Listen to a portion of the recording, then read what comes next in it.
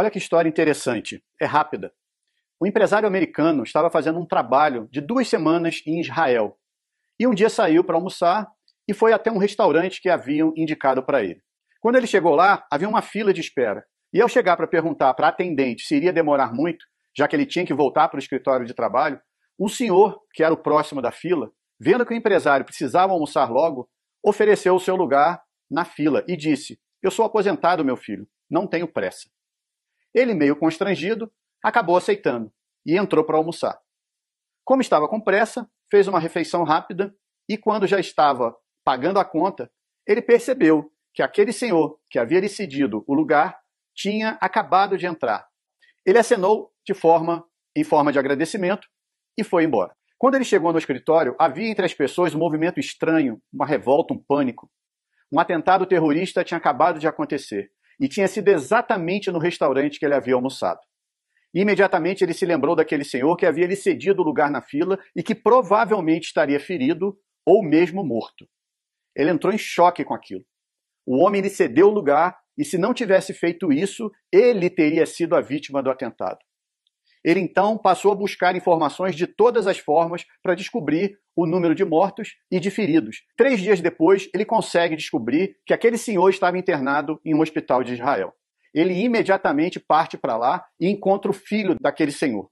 Ele conta para o filho o que aconteceu com ele, com aquela gentileza que ele recebeu, que acabou salvando a vida dele, mas que, infelizmente, trouxe aquela situação para o pai dele. O empresário, então, fala para o filho que, em forma de retribuição, gostaria de pagar todas as despesas médicas e de tratamento, que eles não ficassem preocupados, que ele teria condições de bancar o melhor que ele precisasse.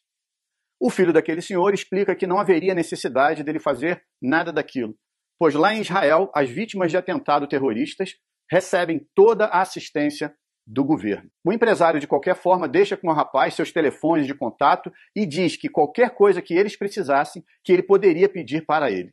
E até o dia da sua volta aos Estados Unidos ficou ligando para saber da recuperação daquele senhor.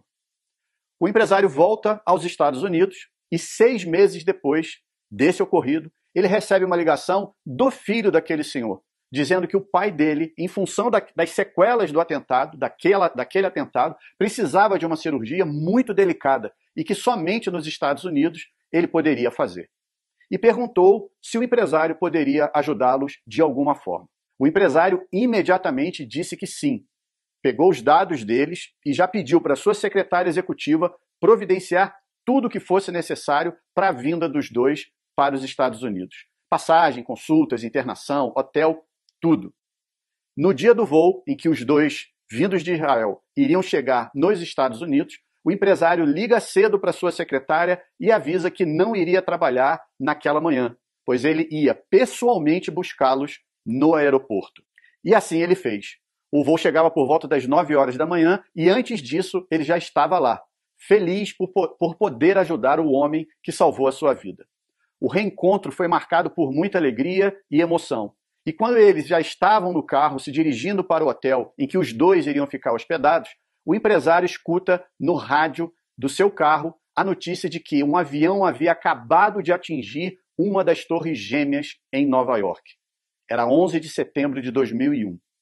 E o escritório do empresário, que ia toda manhã bem cedo trabalhar, era exatamente no World Trade Center. A presença daquele senhor na vida do empresário havia salvo novamente a vida dele. Primeiro, ele foi salvo por ser ajudado. Depois foi salvo por ajudar. E se ele não tivesse tido a gratidão de fazer o que fez? Como teria sido essa história? Às vezes, um ato simples de ajuda pode mudar a vida do outro. E mesmo que, para isso, a nossa própria vida possa não seguir tão bem. Às vezes, um ato simples de ajuda pode mudar a sua própria vida também.